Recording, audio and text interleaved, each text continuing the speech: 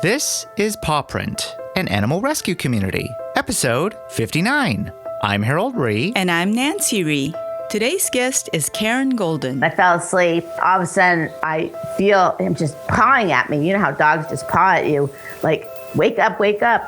And I'm thinking, what is he doing? And the whole house was full of smoke. We quote Karen's words as the theme of today's episode. You know your dog. If you want to learn more about Karen Golden and see some beautiful photos of her 3 dogs, go to our show notes at thisispawprint.com/59.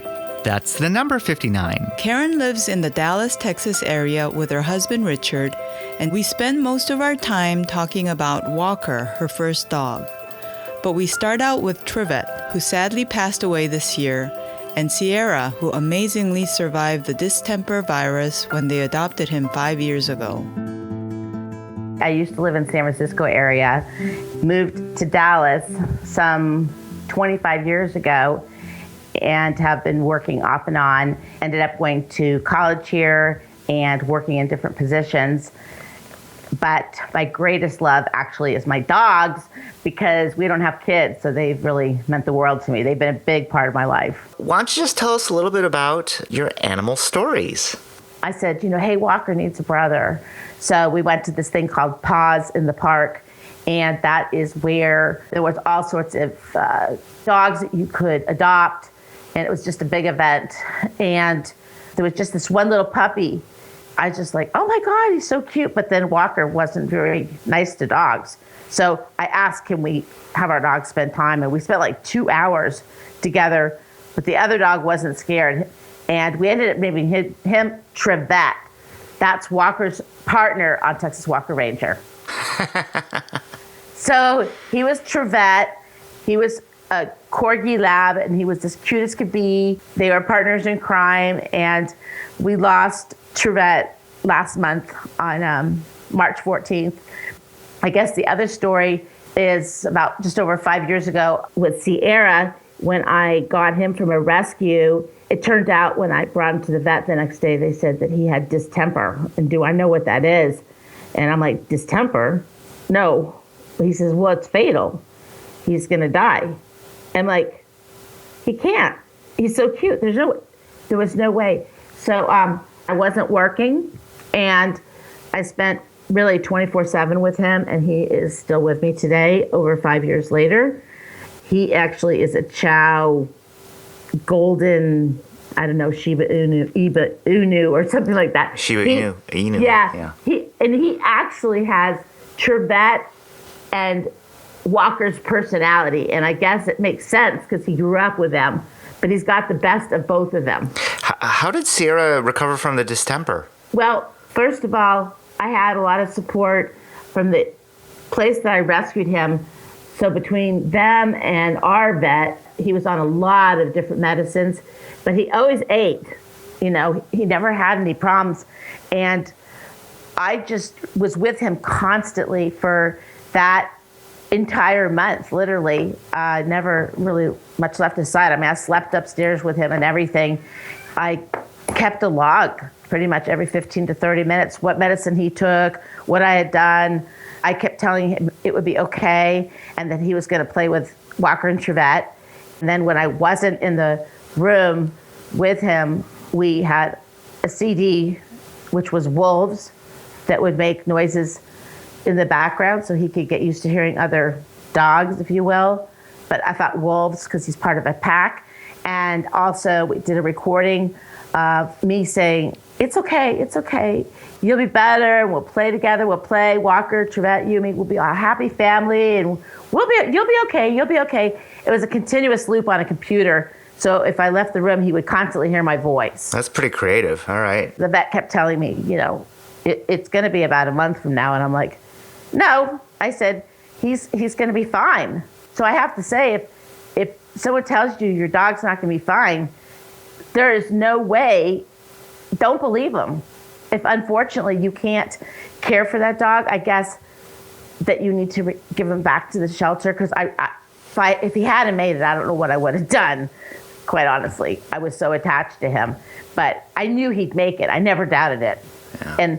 And I didn't know that And also they say they're going to have all sorts of problems if they do survive. But he's perfect. He's absolutely perfect. Now we're down to Sierra since we lost Trivette last month. We actually thought that we were going to have to get another puppy because I didn't know how Sierra was going to handle being alone. But it's interesting because Trivette had been so sick. After I spent that month with Sierra, I guess a lot of our time was, surrounding the other dogs. He probably did not get the attention he deserved all these years, which I feel awful, but I'm just thinking in retrospect, I don't know. Because now he has me one-on-one to himself. When he used to go on walks with the other dogs, since they were slower, he had to go slower. We're talking to Karen Golden about her 3 dogs, Trivette, Sierra, and now Walker. Why don't you start out by telling us how you adopted him? When we first were looking to get a dog, which I was so excited because my husband had never had dogs, he said, well, maybe we should go to a shelter and take a look. And I was like, oh, wow, yeah. And so when we went to the shelter, when I walked in, it's a little tiny place. When I walked in, they said, oh, you can just walk on through the back. I think it's different these days. But just go on back there and, walk around. And I saw there was just like these fence wire gates or what have you. And the one with my first dog, Walker, when I opened the gate, there were only 2 left. Apparently there have been 11 that have been found over the weekend in a house, an abandoned house. And he hopped over the other dog. And I'm like, oh, how cute. And so I'm just walking around. He's walking around after me. And I just fell in love with him immediately. Then when my husband came in, I'm like, I found our dog. And he's like, just like that. And I'm like, yeah. He goes, well, we're going out of town, so we can't take a dog. I just said we could come look. And I'm like, what? Oh my gosh. Okay, so I was pretty upset with him, and I went into the lobby and just sat there. Just could not believe that I could not take this puppy home with me because we would be leaving for a month. Then he came back out and he was holding Walker. And I was like, what are you doing? He says, we can't leave a family member in jail. Oh. So I was like, oh my God, because they were closing in 15 minutes. And I was so excited. We didn't even know what to do with the dog. I was like, so I'm holding Walker in the car, and I guess he had a little mange on his head. Anyway, they said, take him to the vet tomorrow. You can always bring him back. I'm like, yeah, right. Right. When you have him, you have him. And so it was really funny in the car. My husband's like, because he was 7 weeks old, by the way. So he was very tiny. And my husband says, well, what are you going to name him? And I'm like, Walker. He's walking around after me. Why did your husband suddenly get the urge to want to even take a look? Well, I think that I had been wanting a dog for a really long time. I grew up with a little black dog, and that was the other thing. I really wanted a black dog, hopefully one that was just like the one I grew up with. But I had no idea even what kind of dog he was when we got him. He's cute, and you just take him. But I guess he knew I wanted one, and then he just said, well, why don't we just go down to the shelter? And I was just really shocked because he'd really never mentioned it to me. And now he can't imagine a life without dogs, which, is just amazing. I guess it's just that I'd wanted one for so long, and he was in our life for such a long time. He was our baby. Yeah. What made Walker special to you? Well, first of all, he was very difficult. He was a very scary dog, actually, when we first got him, because he's a Chow Lab. And Chows are predominantly not very friendly. And I think he had a lot of Chow personality in him. What really made him special is that I worked on him to be intensely nice. That was all I focused on, was being nice. And I even went at 8 weeks to a place where they train dogs, but because he was so young, I couldn't go to an actual class. And so we met with a trainer, and she told me how to hold him and everything, hold him close to me, with my arms around him to calm him down. And he and I were pretty much inseparable at the time. I wasn't working, and so he always was with me all the time. So I think just having that companionship and him always being there, and he actually saved my life once too. Okay, you got to tell me about that. Well, I was cooking. I was making some soup, and well, it wasn't just soup, it was beans. I thought it would take a long time. So went back to sleep, I guess. I went to watch TV, and I fell asleep, and all of a sudden, I feel him just, pawing at me. You know how dogs just paw at you, like, wake up, wake up. And I'm thinking, what is he doing? And the whole house was full of smoke. If it hadn't been for him, I wouldn't have been alive, because the pot had melted into the burner, and the whole house was smoky, and the kitchen was kind of on fire. So wow, that was pretty amazing that a dog can be that smart. And he was just so cute. And the other thing is, he was known as a bully. I had him going to daycare, because at the time then I was working, and daycare actually was available back then. I mean, this was like, oh my gosh, 18 years ago. And he used to get report cards that he played really well, and he'd get like an A+, and the person would say all the dogs that he played with really well. But I guess he kind of turned into a bully, and one time she called me at work and said, you're going to have to pick him up. He's not welcome back. I'm like, what? I mean, my gosh, I was so insulted. I couldn't believe it, But I guess he was a little bit he was pretty intense around other dogs. But he was very, very fiercely protective of me, too. How many pounds did Walker weigh? About 70 pounds. Okay. Whenever my husband wanted to take him out for a run or a walk, he would come and he would just like bolt himself to the ground right next to me. So he was like my dog. He was my baby. What happened towards the end? It's a very terrible story. It's really awful. He was 15 and a half, and first of all, I must preface when people say, oh, he had a good life. And I'm like, no matter what, that's not long enough for me. I mean, he had the back of a 7-year-old dog at his last checkup. So, he was in good shape. But apparently he had a bump, and I asked my husband to bring him in the morning because it had kind of grown. And then that was on the weekend, and it was kind of bigger on I guess it was Tuesday. And so the vet said it was cancer. And I'm like, what? My husband calls me at work. I'm like, I was just in tears. And so I went down there to talk to the vet. And I just left work, and I said, well, what do we do? Then I became very matter of fact. He's like, well, we could take it out, or we can do chemotherapy. And I said, well, what would you do? He's been seeing Walker since he was 7 weeks old. And he goes, I'd probably just take it out, or you could take him home. Well, I don't really remember him saying I could take him home, but I'm sure he would say something like that, which for some reason I was thinking of Walker as just like, he's Walker. I'm just going to get rid of the cancer. I wasn't thinking about anything about his age. And quite frankly, that had nothing to do with it. He does not like to be crated. And I came by after work, and for one, I was devastated because it was on his side, and they completely shaved his whole side. And from the top to the bottom, on the whole side in the middle. And I couldn't believe I had done that to him. It was just like horrifying. And that was just for the checkup, correct? Or that was the cancer. Oh, okay. They were removing the cancer. Oh, okay, I got you. He wanted to make sure he got enough of it, and I never thought of him in terms of age. So whatever care he needed, we did it. He needed TPLO surgery, we did it. There was never any hesitation about what I would do for my dog.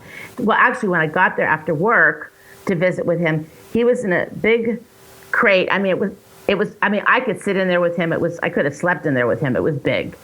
I asked the vet. I said, I really need to take him home with me, and he goes, you can't. He's got to stay here overnight. I'm like, he can't be crated. And then it turns out nobody was there that night. He was all alone in the vet the whole night. I know Walker. He can't be crated. I think he spent the whole night trying to get out of there. Oh. So, but he wore himself out, because when I got there with breakfast in the morning, the girls were like, oh, well, come on back. And he was laying on the floor, and I'm like, what is going on? Because I took him on a walk after the surgery. And he was in that good a shape.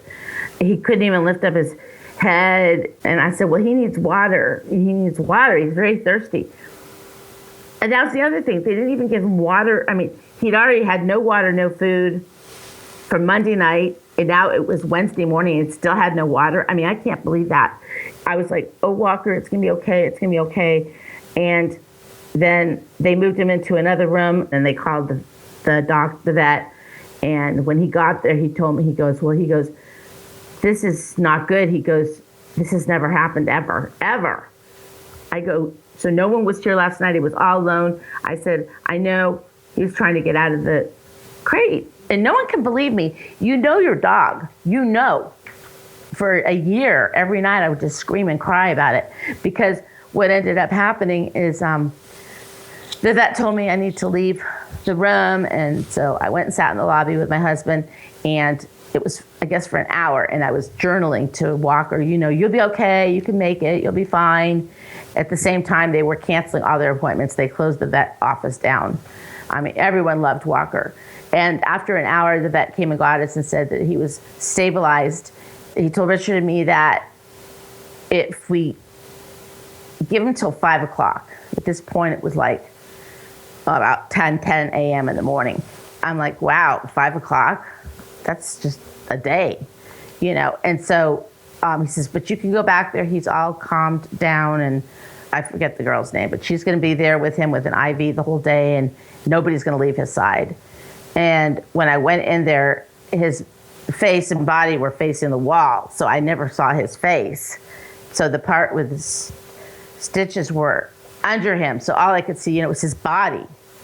So I went in and I put my hand on him, and he just, he started crying, and he was it was awful. A noise I'd ever heard in my life. It was horrifying, and it was so awful. It was so awful. And the vet, you know, looks at me and I'm like, he says, well, so my husband's like, well, he'll be fine. He says, we could take him to a specialist, a hospital, you know, something. The vet's like, no, he's in a lot of pain. And so I start just screaming. I couldn't believe this was happening to me. I mean, God, my poor dog, he'd never done anything wrong to us in his whole life. He'd been perfect. He'd always been there for me. I let him down. That's the worst thing in the world. And he, and the vet says, well, so finally I told Richard, okay, I guess we have to let him go. And I went and I talked to Walker, and I said, I'm gonna let you go so you're not in pain anymore. I just, you know, was holding Walker. I'll never forget this big plastic, this big syringe. It was like this pink stuff. They didn't give, apparently, if anyone's ever going to do surgery or anything, or put their dog down who's in distress, there are 2 shots, and one is to calm them down so they go to sleep and they're relaxed. And then a second shot. I didn't know that. And so he did this thing, and the fluid was in him, and I'm like, I said, so is Walker gone? And he goes, he's gone. I'm like, couldn't believe it. I mean, my husband said, I screamed so loud that it was unbelievable. I was so mad. To this day, I mean, we still go there because he knows our dogs.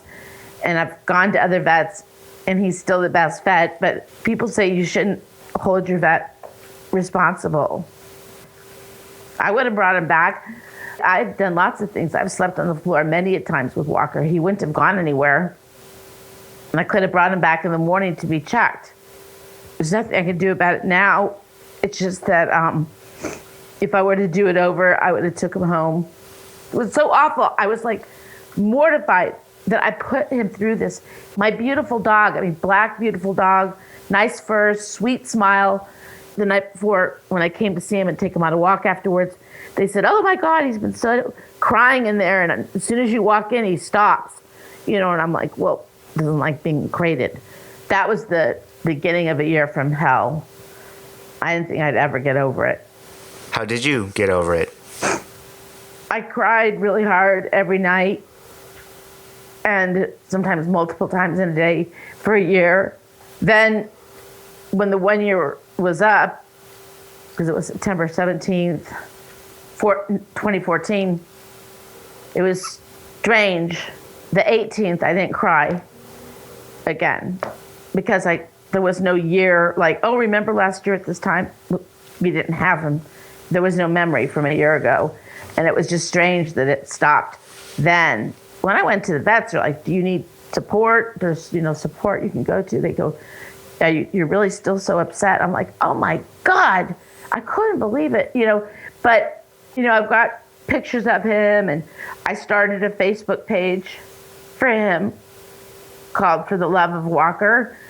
I thought for some reason all these people would get on the site, because I don't know of a place where there's support when you lose your dog. I knew I wanted to have his ashes. I wanted them back. They had him put into a biodegradable box, not box, container. Wrapping stuff, this thick paper. Right. And the whole idea is that you bury this, then flowers are supposed to bloom. They're perennials. But I haven't done that yet. And it was a year before I would even look at whatever they brought him home in. And my husband still has his collar. Thanks for sharing, Karen. I know that's even though it was a year and a half ago, it some ways feels like you relive it over and over again. Yeah, I really miss him. He's a really great dog. He was the best. What are things that we can do when we're mourning the loss of a loved one that you found helpful? It did help that on my own Facebook page that I put it out there because, they all made really nice comments, and that was helpful. And I had pictures of him up there, and I had a picture and a post the day before just saying he's having surgery, please, send your prayers. Then I also immediately started that Facebook page. But I guess realistically, there are support groups through the SPCA, but I never approached it. And I never had a loss in my whole life, except my grandparents. This is the other thing. I've been very blessed. He was the most important thing to us in our entire life. We had never, ever experienced a loss like this in our lives. So we still have our parents, our siblings. For me, it was just time. And you're never going to stop grieving.